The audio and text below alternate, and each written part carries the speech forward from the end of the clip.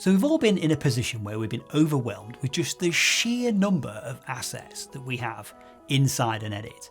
And it can just seem overwhelming, and it can seem like you get lost in where everything is, you can't really find anything, and it just becomes more and more stressful the longer and longer you go onto it. And your creativity sort of takes a slide, because you're more admin based than you are actual creative, because you're trying to find stuff rather than actually create something.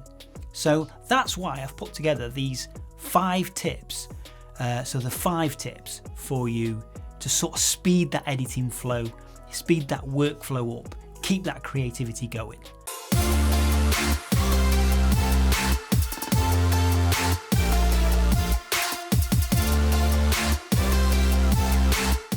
What's happening, guys? Dan Debenham here. Yesterday we're talking about the 5 editing tips that you can do that will speed up your workflow and allow you to maintain that creative juice, keep that going, keep it on. So let's dive straight in there with tip number 1. So tip number 1 is markers.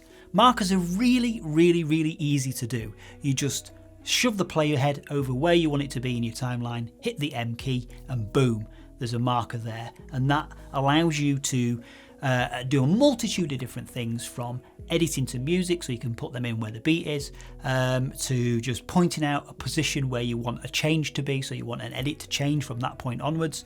And you can even split those markers out, so you can pull them apart and make them an actual section, which allows you to divide your timeline up into your chapters, so you can see what's going to be the intro, what's going to be the layout, what's going to be the meat of the story, and then what's going to be the outro and the sort of the conclusion, and so on and so forth, and allows you to split that edit up so you can see exactly how long each one of those things needs to be, and you can edit into that sort of box, as it were. So that's tip number 1, is using markers. Markers are essential when you're editing, and they allow you to make sure you keep time, and they allow you to make sure that your edit flows in a way that you want it to flow. So straight into tip number 2. Tip number 2 is when you've got loads and loads of footage in your asset box, in your bin, as it were. That's what we call those sections within your editing profile. They are bins. So you've got might have a special effects bin, or you might have an edit bin, a video bin, and so on and so forth. So you've got that video bin there, and you're wanting to try and find a particular clip. Now, Premiere Pro in this instance, and I'm sure other linear and non-linear editors are the same, is they will pick a random thumbnail for that clip.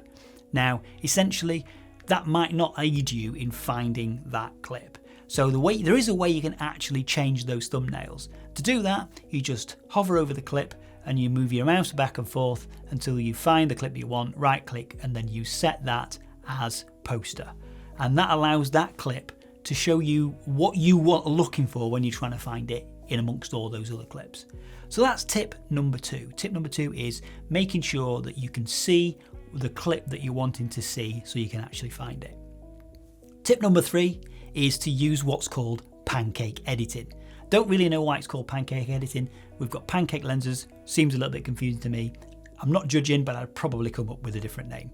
So this is essentially allows you to use 2 different timelines. It's quite simple. We start off by creating a separate sequence, and then we can see that that sequence is a tab along the top with our original sequence, which is where we want to actually start our edit. Now we can move that tab around, and if we drag it down, we can see that there are several different boxes that highlight. And where we highlight, where we drop that and let go with the mouse, that's where that timeline will stick. So essentially what we're going to do is drop it at the top, and that effectively means we can then drag all our clips into that timeline, and they're there in a linear fashion, so it's as we recorded them in terms of how they're numbered from your camera. And effectively what that means is you can scrub through the entirety of your clips, one after the other, and just drag the clips that you want to edit, or the scenes that you want, straight into your actual live edit timeline. Tip number 4. So into tip number 4, this is a really interesting tip, and it's because it can quickly become confusing when you're editing. So you've got effects flying out all over the place. You've got keyframes everywhere, all over the shot. But these effects windows can get pretty cluttered pretty quickly. And the easiest way to declutter those is to just nip down to the bottom, click on the little icon, and just show keyframed icons. And that will then reduce all the effects down to only the ones that have got keyframes in. You can do the same thing with it for everything you've made an adjustment on. So if you've changed the scale value and so on and so forth, but you've not added a keyframe to it, it will show you those effects as well that you've made changes to. And that allows you to narrow down all those effects that you've got in that effect bin, and it allows you to see just the ones you've actually made an edit or a change to. It just allows you to quickly and easily find exactly what it is that you're looking for, and allows you to basically speed up the process of trying to hunt and find things. So you're removing a lot of that admin and you're just showing you the things you actually need to see. And tip number 5, finally tip number 5 is one we've done a whole video on before, and it's just one that is a sort of staple of the editor's arsenal, and that is in and out points. In and out points are a great way of rough cutting and getting it, or not even necessarily rough cutting. You can in and out point edit, and it speeds up the process no end. So in your preview window, you're watching the footage that you're watching, you're seeing what clip you want, hit I on your keyboard, move to the bit where you want it to be, finish, your clip wants to finish, or the scene you want finishes, hit O on the keyboard and just drag that in and out point into your timeline. And that leaves all that footage there. You're not using a razor tool, you're not using any other tools, you're just using I and O on your keyboard, and it massively speeds up your editing workflow. That in itself, that one tip in itself is probably the most useful out of all of these tips. Your instant gratification from that is that you're instantly just bashing clips into place. And at that point, once they're in your timeline, you can then go through and finesse those in and out points yourself manually. Actually, I want it to move in a few frames, or etc, etc. And you can then go and start to actually edit. But it effectively allows you to get a rough version of your project in place, and then lets you go back to it and then start to finesse it into the finalized project, the final film that you're wanting it to be.